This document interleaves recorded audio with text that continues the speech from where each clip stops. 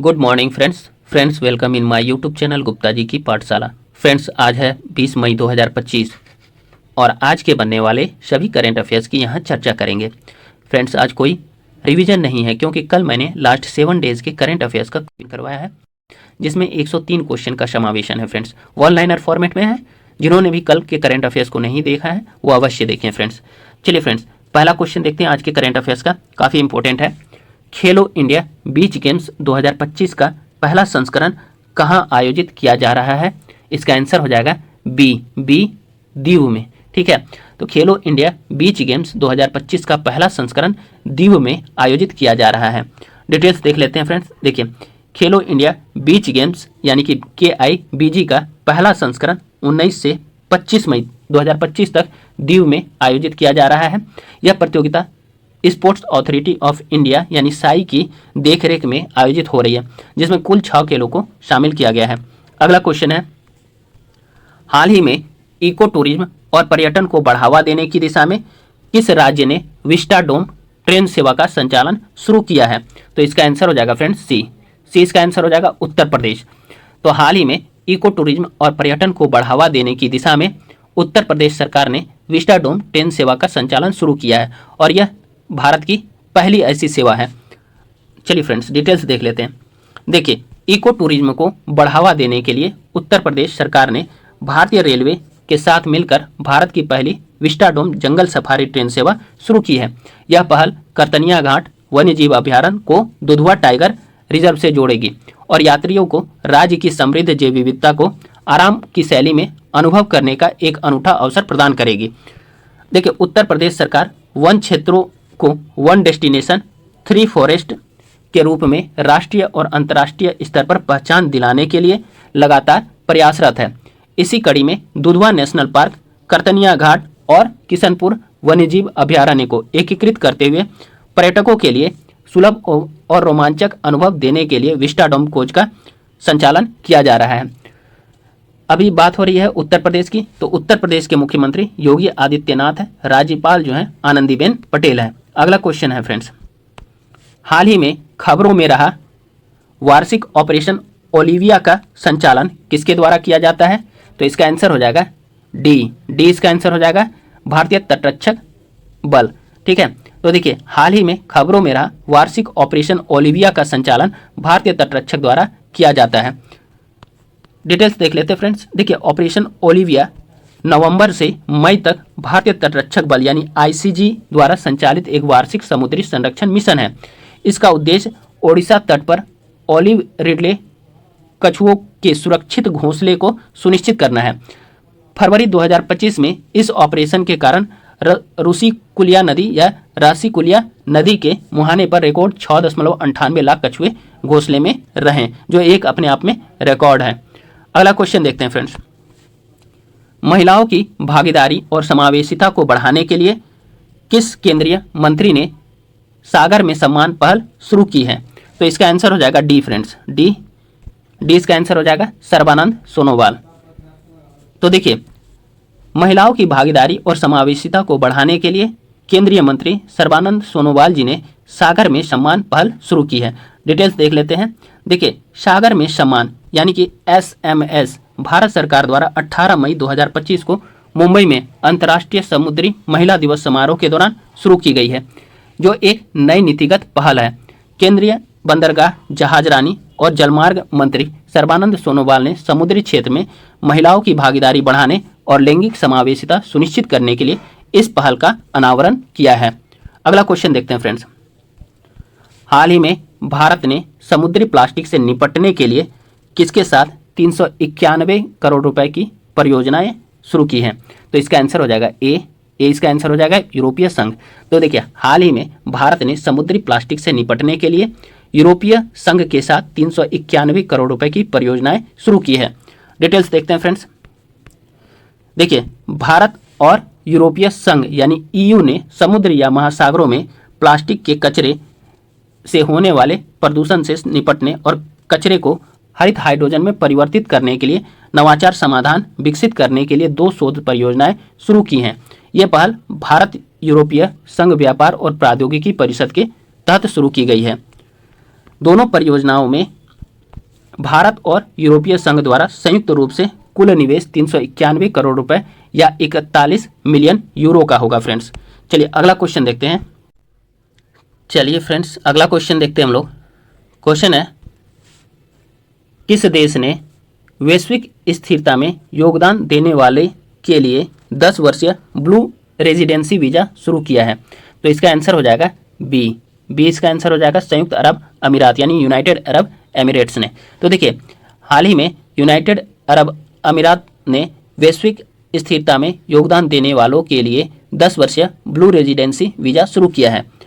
Details देख लेते हैं फ्रेंड्स। देखिए संयुक्त अरब अमीरात ने पर्यावरण संरक्षण को बढ़ावा देने की दिशा में एक महत्वपूर्ण कदम उठाते हुए पर्यावरण की सुरक्षा में महत्वपूर्ण योगदान देने वाले व्यक्तियों के लिए स्पेशल 10 वर्षीय ब्लू रेजिडेंसी वीज़ा सुविधा लॉन्च किया है। ब्लू रेजिडेंसी वीज़ा सुविधा लॉन्च करने की घोषणा यूएई के प्रधानमंत्री शेख मोहम्मद बिन राशिद अल मखतूम ने कैबिनेट बैठक के दौरान की है।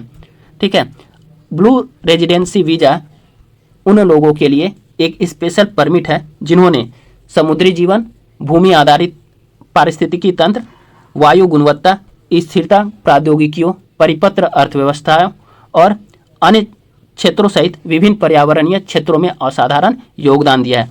इस वीज़ा के आवेदक यदि स्वीकृत हो जाते हैं तो अरब देश में अपने प्रवास को 10 सालों के लिए और बढ़ा सकते हैं। अगला क्वेश्चन देखते हैं फ्रेंड्स। हाल ही में DPIIT ने स्वच्छ ऊर्जा नवाचार को बढ़ावा देने के लिए किस संगठन के साथ साझेदारी की है?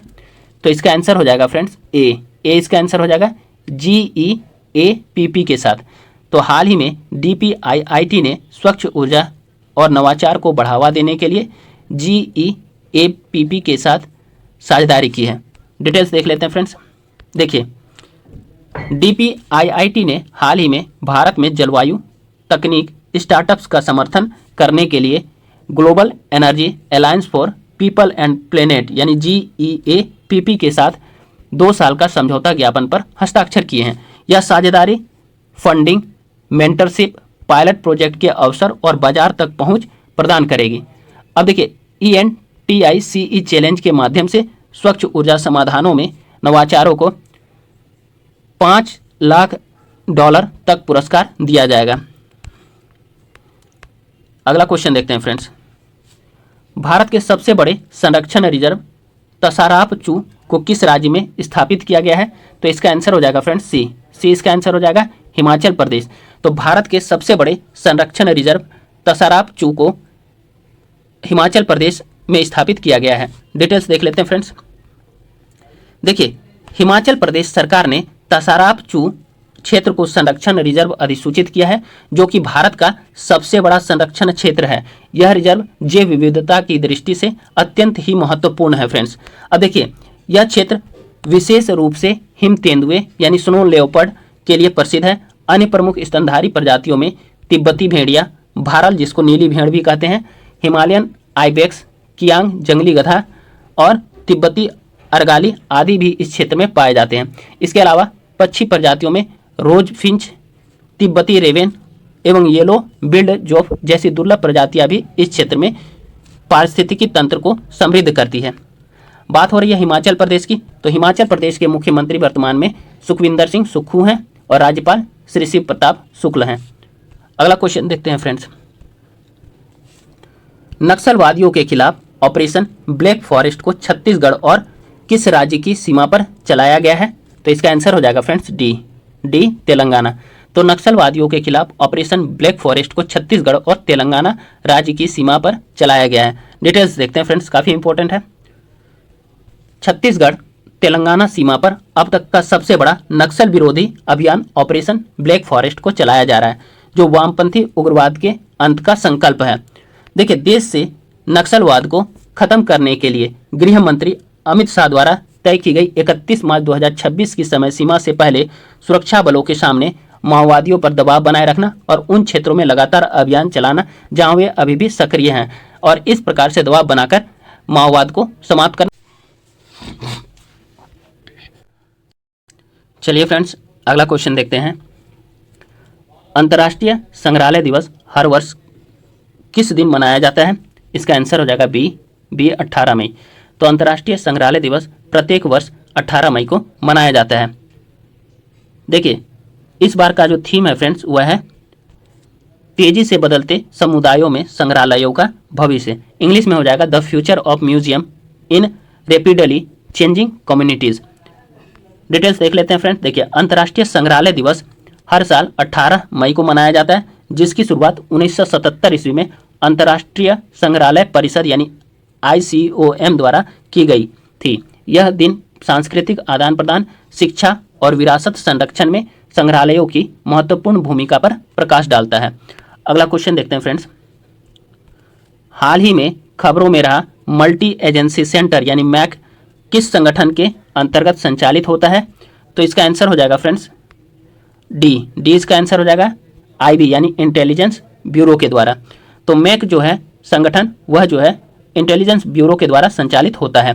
डिटेल्स देख लेते हैं। देखिए केंद्रीय गृह मंत्री अमित शाह ने हाल ही में उन्नत मल्टी एजेंसी सेंटर का उद्घाटन किया, जिसे मैक के नाम से भी जाना जाता है या फिर MSC। और मैक इंटेलिजेंस ब्यूरो IB के तहत एक राष्ट्रीय खुफिया साझाकरण केंद्र है, जहां केंद्रीय और राज्य एजेंसियां आतंकवाद पर जानकारी साझा करती है। इसे पहली बार जो है फ्रेंड्स 2001 में कारगिल संघर्ष के बाद स्थापित किया गया था और 2008 में 26/11 मुंबई आतंकवादी हमलों के बाद इसे और मजबूत किया गया था। यह अब बनाए गए सुरक्षित नेटवर्क के माध्यम से देश भर के सभी पुलिस जिलों को जोड़ता है। इस प्रणाली में बेहतर विश्लेषण के लिए आर्टिफिशियल इंटेलिजेंस यानी AI, मशीन लर्निंग यानी ML और भौगोलिक सूचना प्रणाली यानी GIS उपकरण शामिल है। यह हॉटस्पॉट को मैप करने, खतरों की भविष्यवाणी करने और आतंकवाद, अपराध और साइबर हमलों के खिलाफ वास्तविक समय की कार्रवाई में समन्वय करने में मदद करता है। अगला क्वेश्चन देखते हैं फ्रेंड्स। किस संगठन ने लैंगिक संवेदनशीलता और छात्र सुरक्षा को बढ़ावा देने के लिए कैंपस कॉलिंग कार्यक्रम शुरू किया है? तो इसका आंसर हो जाएगा फ्रेंड्स सी इसका आंसर हो जाएगा राष्ट्रीय महिला आयोग या नेशनल कमीशन फॉर वुमेन। तो देखिए हाल ही में राष्ट्रीय महिला आयोग ने लैंगिक संवेदनशीलता और छात्र सुरक्षा को बढ़ावा देने के लिए कैंपस कॉलिंग कार्यक्रम को शुरू किया है। डिटेल्स देख लेते हैं फ्रेंड्स। देखिए राष्ट्रीय महिला आयोग यानी NCW ने हाल ही में लैंगिक संवेदनशीलता और छात्र सुरक्षा को बढ़ावा देने के लिए कैंपस कॉलिंग कार्यक्रम शुरू किया है। इसका उद्देश्य यौन उत्पीड़न को रोकना और कॉलेजों और विश्वविद्यालयों के छात्रों को प्रभावित करने वाले साइबर अपराधों के बारे में जागरूकता बढ़ाना है। यह कार्यक्रम युवा विकास मंच युव मंथन के सहयोग से लागू किया जा रहा है। इसकी योजना 1000 से अधिक उच्च शिक्षा संस्थाओं तक पहुंचने की है, जो इसे NCW की सबसे बड़ी युवा केंद्रित पहलों में से एक बनाती है। प्रत्येक कॉलेज में लैंगिक समानता या लैंगिक जागरूकता प्रयासों का नेतृत्व करने के लिए 2 पुरुष और 2 महिला कैंपस एम्बेसडर होंगे। यह एम्बेसडर सुरक्षा, समानता और सम्मान को बढ़ावा देंगे और सुरक्षित परिसर बनाने में युवाओं की भागीदारी को बढ़ावा देंगे। अगला क्वेश्चन देखते हैं फ्रेंड्स। हाल ही में खबरों में रहा राजों की बावली 16वीं शताब्दी की एक बावड़ी है। यह किस शहर में स्थित है? तो इसका आंसर हो जाएगा फ्रेंड्स ए दिल्ली। तो देखिए हाल ही में खबरों में रहा राजों की बावली 16वीं शताब्दी की एक बावड़ी है और यह दिल्ली में स्थित है। डिटेल्स देख लेते हैं फ्रेंड्स। देखिए भारतीय पुरातत्व सर्वेक्षण यानी ASI ने विश्व स्मारक निधि भारत यानी WMFI और TCS फाउंडेशन के साथ मिलकर हाल ही में राजों की बावली का संरक्षण पूरा किया है। राजों की बावली, जिसे राजों की बेन भी कहा जाता है, दक्षिण दिल्ली के मेहरौली पुरातत्व पार्क में स्थित 16वीं सदी की एक बावड़ी है। इसे मुगलों से पहले के अंतिम राजवंश लोधी वंश के सिकंदर लोधी के शासन के दौरान दौलत खां लोधी ने 1506 ईस्वी में बनवाया था। अब देखिए यह बावड़ी लोधी युग की वास्तुकला और पारंपरिक जल संरक्षण तकनीकों को दर्शाती है। यह पानी के स्रोत और गर्मियों में विश्राम के लिए इस्तेमाल की जाती थी, जिसका इस्तेमाल मुख्य रूप से राजमिस्त्री पीने और खाना पकाने के लिए करते थे। अगला क्वेश्चन देखते हैं फ्रेंड्स।